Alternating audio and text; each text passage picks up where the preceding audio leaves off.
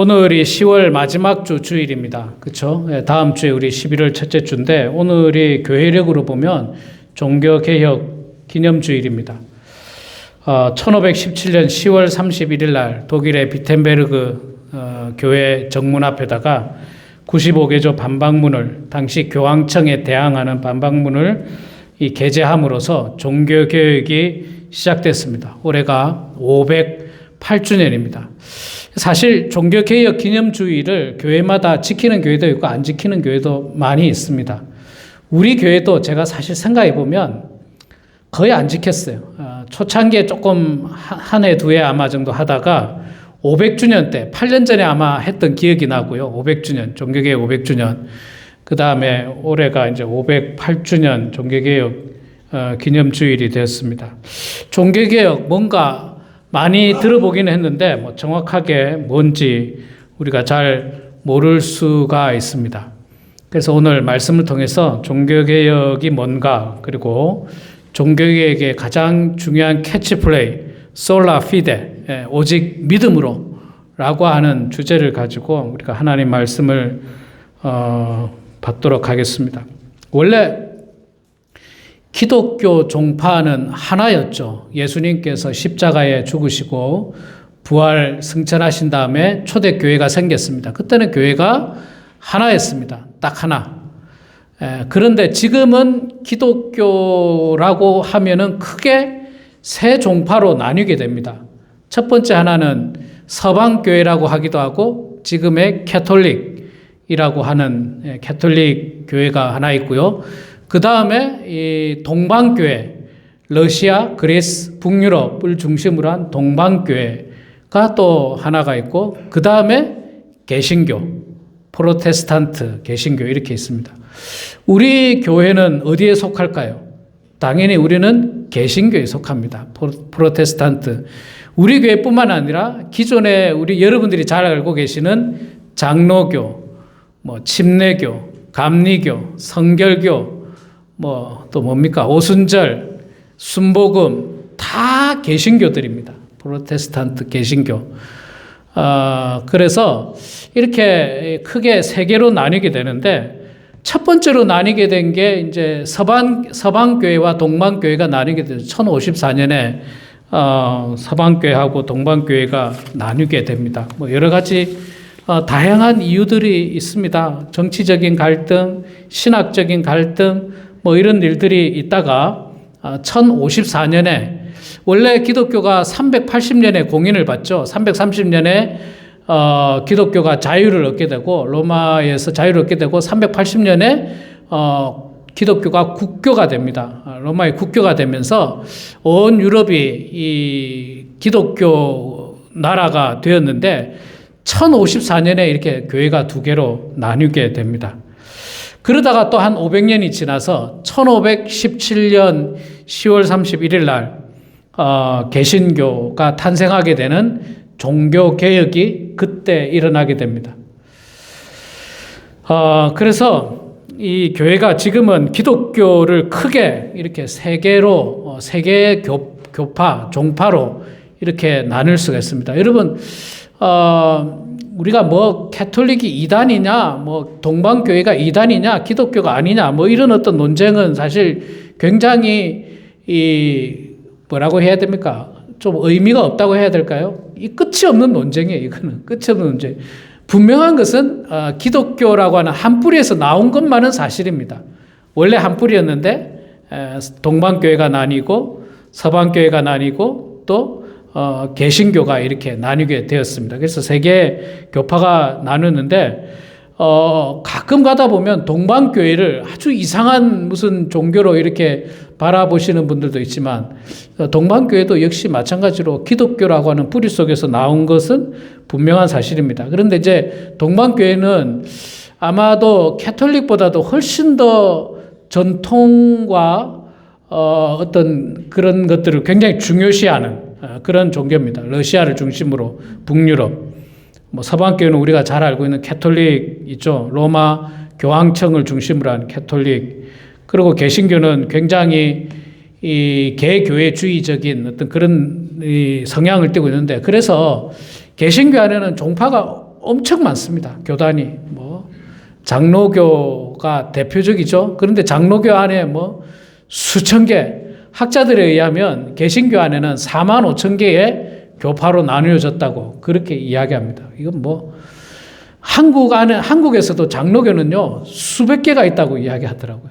한국 안에 장로교가 수백 개 있다는데 어쨌거나 하나님 말씀 안에서 뭐 제대로 가기만 하면 뭐 교파가 무슨 의미가 있겠습니까? 그러나 당시에 그럼 왜 종교개혁이 일어났는가? 종교개혁하면 우리가 빠뜨릴 수 없는 사람 이름이 있죠. 마틴 루터입니다.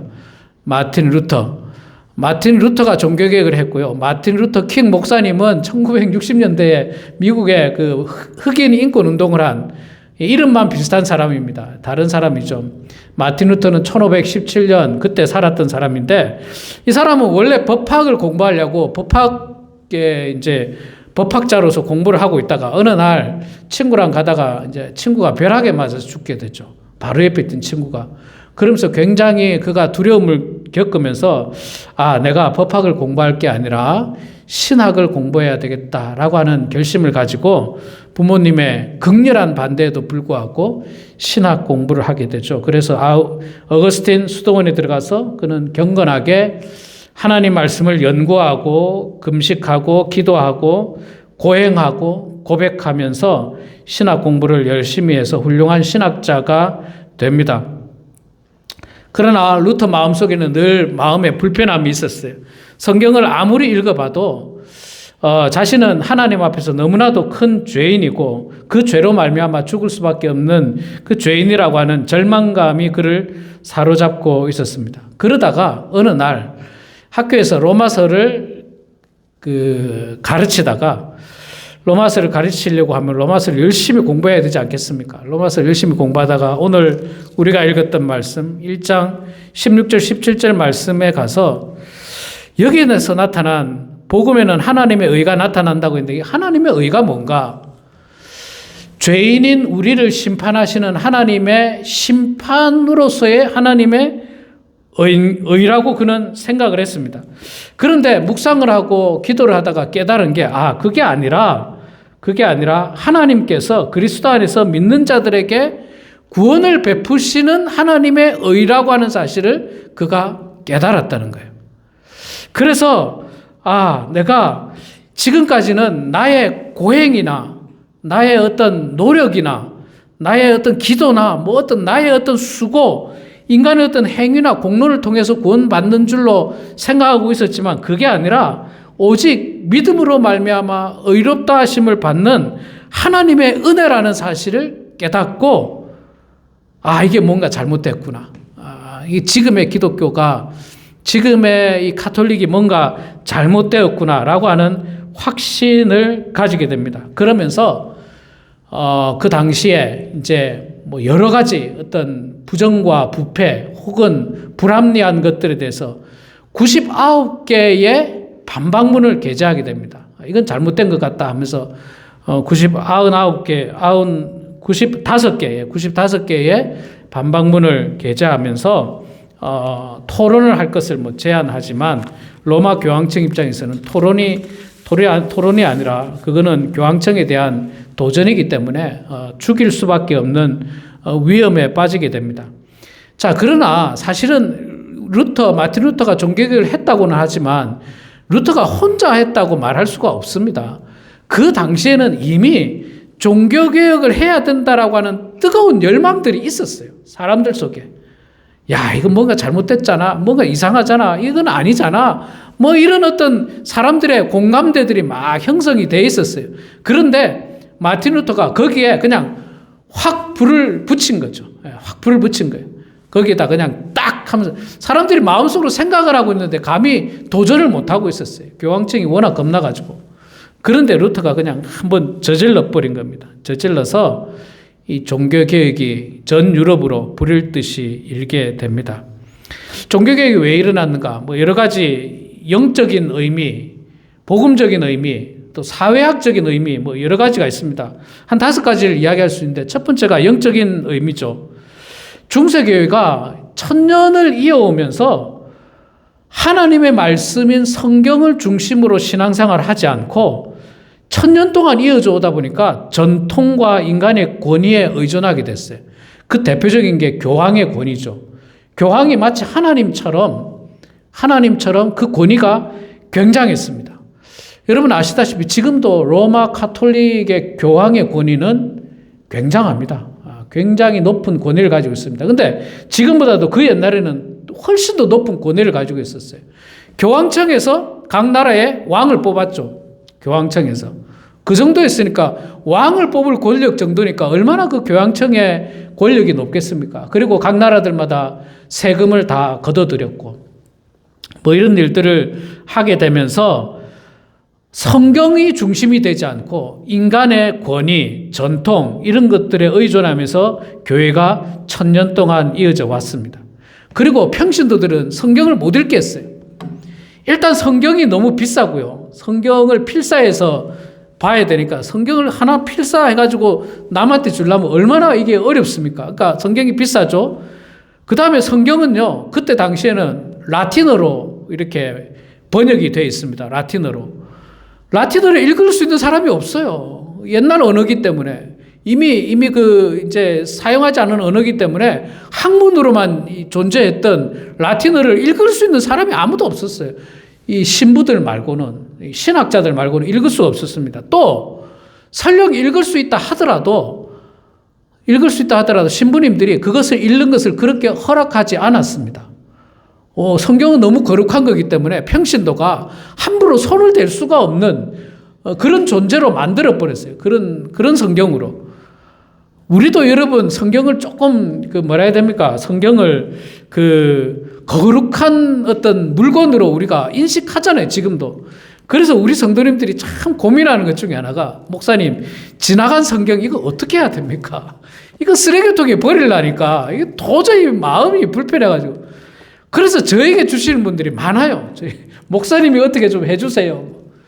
뭐 전들 뭐 어떻게 하겠습니까? 제가 많이 받았어요. 많이 받아가지고 저도 한동안 고민하다가 이걸 뭐 쌓아 놓을 수도 없고 이제는 보지도 않는 그 좀 오래된 번역들 있잖아요. 그래서 우리 마음속에도 이 성경을 거룩하게 생각하고 있습니다. 근데 그 옛날은 오죽했겠습니까? 아무도 평신도는 성경을 못 건드려요. 그러다 보니까 성경 말씀 중심의 신앙생활이 아니라 신부님들이나 어떤 성인들의 말씀이 더 중요했던 거예요. 그게 훨씬 더 중요했대요. 그러다 보니까 어떻게 됩니까? 자꾸 타락되어지고 성경과는 굉장히 거리가 멀어지게 되는 겁니다. 믿음으로 말미암아 구원받는다라고 하는 것보다는 행위나 공로로 구원받는다라고 하는 생각과 사상들이 가득했습니다. 그 두 번째 이 종교개혁이 일어난 이유가 도덕적이고 제도적인 부패, 바로 그겁니다. 그 도덕적이고 제도적인 부패 가운데 대표적인 게 우리가 잘 아는 면죄부 판매였죠. 면죄부 판매. 하나님 앞에 헌금을 하면, 헌금을 해서 돈이 딸랑 떨어지면 내 영혼이 거기서 천국으로 구원받는다. 그런 캐치플레이를 가지고 면죄부를 판매했죠. 면죄부를 왜 판매했습니까? 지금 로마에 있는 성 베드로 성당을 짓기 위해서 그걸 판매했습니다. 그걸 짓는데 돈이 엄청 많이 들었고, 그 다음에 여러분 유럽 여행을 가보신 분들은 아시지만 유럽에 있는 교회들이 전부 다 화려하지 않습니까? 어마어마하게 화려해요. 돈이 막 엄청 들어가는 교회들이에요. 돈이 엄청 들어가는 교회. 그러니 돈이 어디 있습니까? 헌금을 받아야 되잖아요. 그 성도들이 내는 헌금 가지고 부족한 거예요. 그러니까 이제 막 억지로 쥐어 짜내는 게 면죄부였어요. 이거 헌금하면 죄가 사해진다. 이거 가지고도 또 좀 부족하네요. 그래서 어떻게 합니까? 돌아가신 아버지, 어머니의 죄도 사하고 싶으면 또 헌금해라. 할아버지, 할머니의 죄를 사하고 싶으면 또 헌금해라. 그 헌금 가지고 로마 교황청을 로마 성 베드로 성당을 지었습니다. 요거 그대로 본뜬 게 어딘지 아십니까? 이단이. 요 그대로 본뜬 이단이 통일교가 있잖아요. 통일교가 그 면죄부를 판매했죠. 조상회원 축복식이라는 거.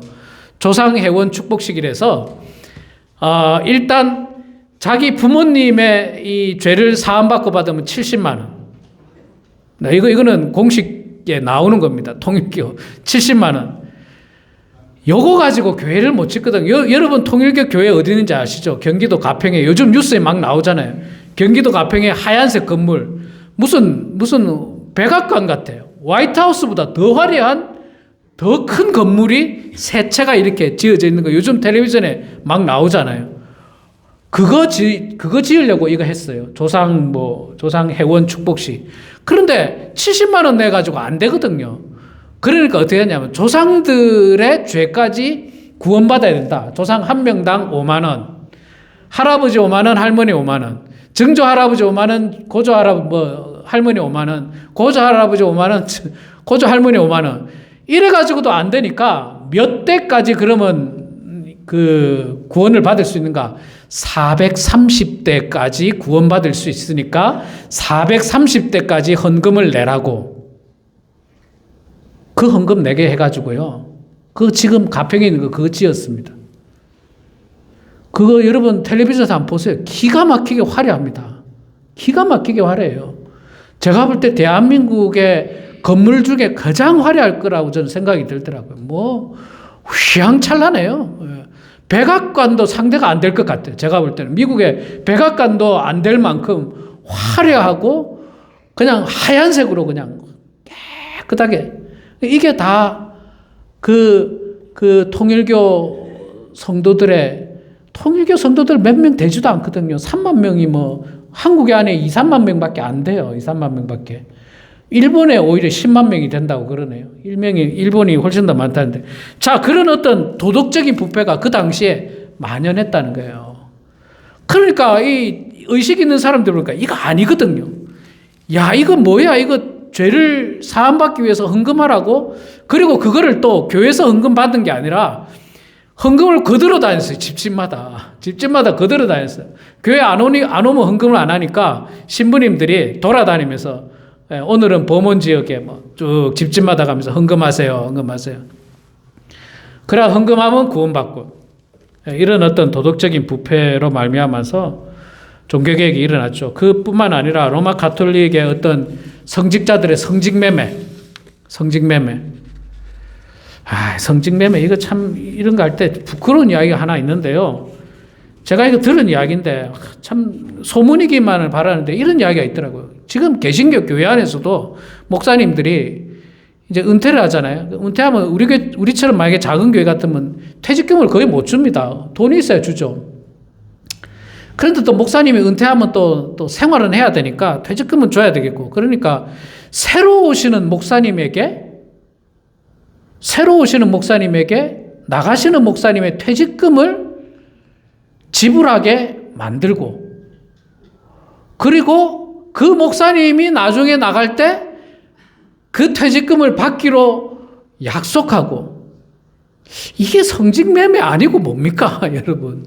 이거 성직매매잖아요, 이게. 그게 한국에 있는 교회에 만연하다고 그래요. 조그마한 중소교회들이. 야, 이게 참 교회가 큰일 났구나. 예. 그리고 또 성직매매가 뭐 비슷한 게 뭐 있죠.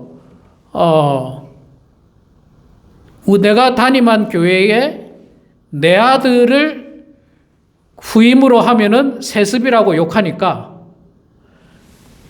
당신 교회 아들을 내 교회에 후임으로 넣고 내 아들을 당신 교회 후임으로 넣고. 이거 성직매매 아니고 뭡니까, 이거. 이런 성직매매들이 있었고, 또 로마 가톨릭은요 항상 2000년 동안 끊이지 않는 것 중에 하나가 성적인 범죄예요. 신부님들이 결혼을 안 하니까 이 성적인 범죄는 지금도 계속 일어나잖아요. 끊임없이 일어나잖아요. 그때 중세시대 때는 말할 것도 없고요. 왜냐하면 이 신부님들의 권위가 굉장히 높았기 때문에 이 안에서 수도원 안에서 다양한 어떤 성적인 범죄들이 일어나고, 거기서 사생아들이 태어나고 고아원에 집어넣었다가 그 아들을 또 어떤 교회에 담임으로 세우고 이런 일들이 비일비재했습니다. 그래서 이 교회가 이러면 안 된다라고 하는 의식 있는 개혁가들의 생각들이 많이 공감대를 형성했던 겁니다. 자, 그 다음에 이제 신학적인 원인입니다. 신학적인 원인. 이제 이게 조금 이제 이 5가지가 주된 그 캐치플레이였어요. 루터가 이야기했는데 우리가 다시 오직 성경, 솔라 스크립처라 오직 성경이다. 성경 말씀으로 돌아가야 된다. 성경 말씀으로 돌아가야지 우리의 어떤 신앙이나 행위 기준으로 해서는 안 된다. 교황이나 혹은 뭐 학교 신부들의 어떤 전통으로 되는 게 아니라 오직 성경. 두 번째가 이제 오직 그리스도죠. 솔투스 크리스투스. 오직 그리스도로 말미암아 우리가 구원받는 거지. 인간의 어떤 구원 행위는 결코 아니다. 그 다음에 오직 믿음이죠. 솔라 피데. 믿음으로 말미암아 구원받는다. 그 다음에 오직 은혜. 오직 하나님께 영광. 이걸로 말미암아서 우리가 구원받고 온전히 신앙생활하는 거지 그 어떤 것도 우리의 구원과는 사실 관련이 없습니다. 관련이 없어요. 성경으로, 그리스도로, 믿음으로, 은혜로, 하나님의 영광 이걸로 말미암아서 우리가 구원받고 온전히 신앙생활하는 거지 무슨 누가 우리의 신부였는지 담임 신부였는지 목사였는지 교황이 누구였는지 혹은 어떤 전통을 가졌는지 얼마를 헌금했는지 이런 것과는 사실 전혀 관련이 없었습니다. 그래서 당시에 어떤 로마 교회 안에 있던 잘못된 어떤 전통이라든지 그 어떤 잘못된 그 관례, 관습들을 다 깨부수는데 중요하게 역할했던 5가지의 이 구호였습니다. 우리가 이걸로 다시 돌아가자는 거죠. 사실 생각해 보면 지금도 우리가 이걸로 다시 돌아가야 돼요. 하나님의 말씀으로, 성경으로, 믿음으로, 은혜로, 또 그리스도로 하나님께 영광 올려드리는 것으로 돌아가야 됩니다. 자, 사회학적으로 보면요. 그 당시에 뭐가 발명이 됐느냐면 인쇄술이 인쇄술이 발견이 되면서 인쇄가 시작되기 시작했어요. 인쇄가. 자, 인쇄가 시작된다는 말은 뭘 인쇄할 수 있습니까? 성경을 인쇄할 수 있겠는 거예요. 성경을. 그래서 루터가 종교개혁을 하고 제일 먼저 한 일 중에 하나가 성경을 번역했죠. 성경을 독일어로 번역하기 시작했습니다. 그래서 모든 사람이 성경을 읽을 수 있도록, 모든 사람이 성경을 가질 수 있도록 그렇게 만들었습니다. 그리고 이제 인쇄술이 발전하니까 95개조 반박문을 우리 교회 앞에만 붙이는 게 아니라 이렇게 막 보낼 수 있잖아요. 편지처럼 신문처럼 막 보낼 수 있잖아요. 그래서 사람들에게 그 문서를 통해서 그 기독교의 현재 잘못된 것에 대해서 이야기할 수 있고 주장을 말할 수 있는 것이 결정적으로 발전하게 됐습니다. 그 다음에 정치적인 그 요인도 있었습니다. 왜냐하면 주변의 나라들이 뭐 하려고 그러면은 교황이 반대하는 거예요. 뭐 하려고 그러면 교황이 반대하고 내 아들을 예를 들어서 왕을 세우고 싶은데 교황이 그거 안 돼. 제 아들 제 애를 시켜야 돼. 이 애들 시켜야 돼. 자꾸 간섭하는 거예요. 그래서 어떤 민족주의적인 성향들이 나타나는 겁니다. 그리고 또 누굽니까? 자꾸 세금을 걷어가죠. 나라 힘들어 죽겠는데 세금 걷어가죠. 그러니까 이건 교황 자꾸 왜 이렇게 괴롭혀? 또 누굽니까? 영국의 성공회가 만들어진 것도 그 교황에 대한 그 거부 아닙니까? 교황에 대한 거부. 내가 누굽니까? 그 황제가, 영국의 그 왕이 내가 이혼하고 재혼하고 싶은데 교황이 못하게 했거든요. 이혼하고 재혼하고 싶은데. 그럼 관도. 우리 캐톨릭 그만둘래. 해가지고 나가서 만든 게 성공회입니다. 그 교황이 이렇게 하는 거에 대해서 굉장히 거부감을 느끼게 된 게 그 당시에 이번 기회에 독일에서 루터가 종교개혁 한다 그러는데 우리가 걔한테 힘을 실어줘서 이 교황으로부터 좀 벗어나자. 그런 어떤 정치적인 무브먼트도 있었던 겁니다. 그래서 이 종교개혁이 성공할 수 있었던 거예요. 아니면 사실은 거의 불가능하고 루터는 아마도 그 화형을 당했을 수밖에 없는 사람이었지만 그러나 정말 하나님의 은혜로 말미암아서 교회가 초대교회로 돌아가자, 말씀으로 돌아가자, 오직 은혜로 돌아가자라고 하는 중요한 캐치플레이를 가지고 이렇게 개혁을 하면서 개신교가 탄생하게 된 것입니다. 자, 그러면 지금 우리 개신교는 500년이 지났죠. 1517년부터 지금까지 500년, 뭐 이제 600년을 500년, 508주년이니까 500년이 지나서 개신교가 만들어졌는데 이 500년 동안 교회는 건강하게 잘 성장을 했을까요? 우리 자신을 되돌아봐야 됩니다. 그리고 우리 삶에서 개혁할 부분은 없는가? 우리 삶에서 변화되어야 될 부분들은 없는가? 특히 우리 이민교회를 이렇게 바라보면요. 저는 정말 안타까운 것 중에 하나가 교회를 다니는 목적이 예수 그리스도를 믿고 구원받는데 그 목적이 있지 않고 예수 그리스도를 믿고 직분을 얻고 싶은 생각, 장로가 되어야 되겠다, 권사가 되어야 되겠다. 교회 나온 지 몇 개월도 안 돼서 권사가 되고 장로가 되고 교회 봉사한 지 얼마 되지도 않았는데 그런 직분을 위해서 봉사하는 척하고 그래서 직분을 주지 않으면 불만을 품고 교회를 어지럽히고 교회를 떠나버리고 이런 생각이 과연 하나님이 굉장히 기뻐할 내용인가? 그래, 잘했다. 네가 직분 받아야 되는데 하나님이 과연 그렇게 말씀하실까?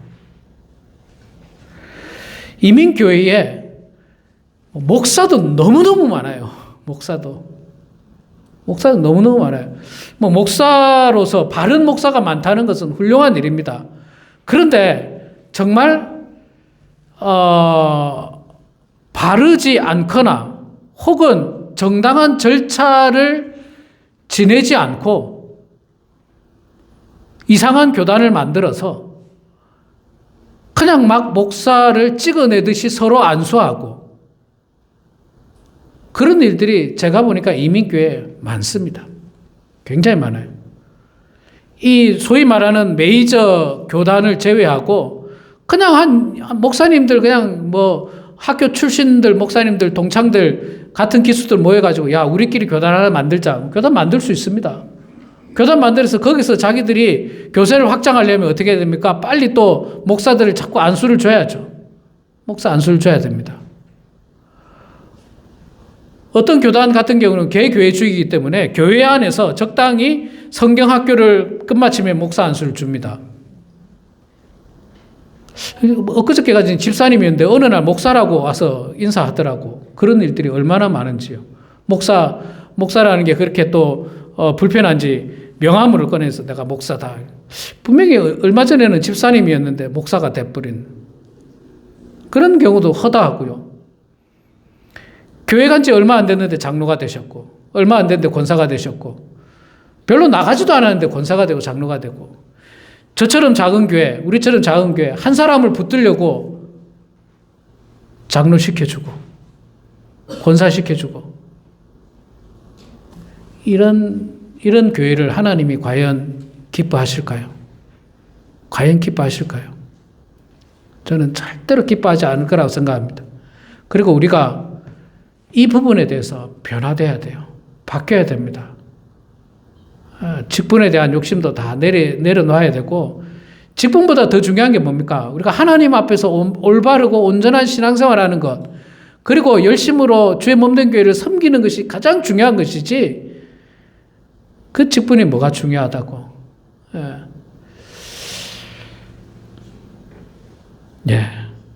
우리는 목사, 장로, 권사, 집사보다 더 중요한 명칭이 하나 있어요. 더 거룩한 명칭인데 그게 뭐냐 하면 성도예요. 성도. 하나님의 종입니다. 하나님의 종. 성경적으로 말하면 하나님의 종 얼마나 좋습니까? 꼭 우리 비석에다가 막 목사 막 이렇게 뭐 할 수도 있습니다. 뭐 한글 제가 잘못됐다고 말하는 건 아니거든요. 아니고 열심히 정말 헌신하셨던 분들 뭐 충분히 그러실 수 있습니다. 장로로.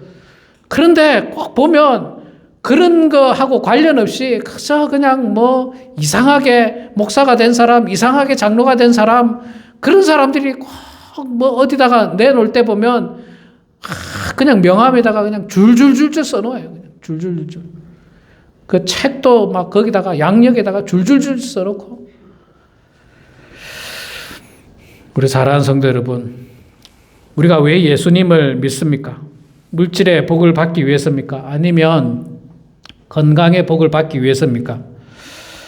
그러나 진정으로 중요한 것은 예수를 믿고 구원의 은총을 누리는 겁니다. 설령 가난할 수도 있습니다. 설령 몸이 건강하지 않을 수도 있습니다. 그러나 그럼에도 불구하고 하나님께서 나를 사랑하시고 내가 하나님의 사랑을 느끼면서 하나님의 놀라운 은혜와 은총으로 말미암아 구원받았다라고 하는 그 확신 가운데 우리가 산다면 정말 우리는 세상에서 교회에서 지어준 그 어떤 직분보다도 귀한 은혜를 우리는 하나님으로부터 받게 되는 것입니다.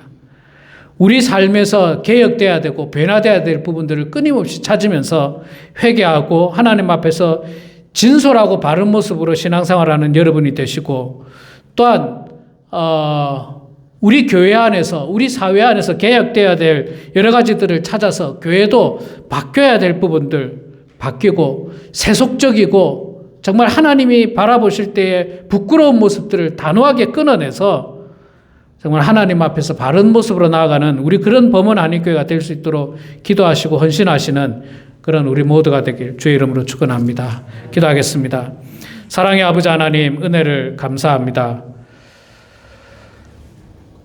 지금으로부터 508년 전에 교회가 잘못된 길로 타락되어져 갈 때 하나님께서 마틴 루터를 세워주셔서 그를 중심으로 수많은 사람들이 교회의 개혁의 필요성을 느끼고 교회가 새롭게 되어야 함을 깨달으면서 다시 한 번 더 오직 믿음으로, 오직 성경으로, 오직 그리스도로, 오직 은혜로, 오직 하나님의 영광으로 돌아가자라고 하는 그 중요한 목표를 가지고 헌신해서 만들어졌던, 세워졌던 우리 개신교가 아버지 하나님 앞으로도 더욱더 하나님 앞에서 바른 모습으로 신앙생활하는 교회가 될 수 있도록 도와주시고 가장 하나님의 마음에 합당한 개신교가 되게 하시고 가장 합당한 교회가 될 수 있도록 하나님 축복하시며 우리 개인의 삶도 하나님 앞에서 바르고 온전한 모습으로 신앙생활하는 저희들 다 되게 하여 주시옵소서. 감사드리며 예수님의 이름으로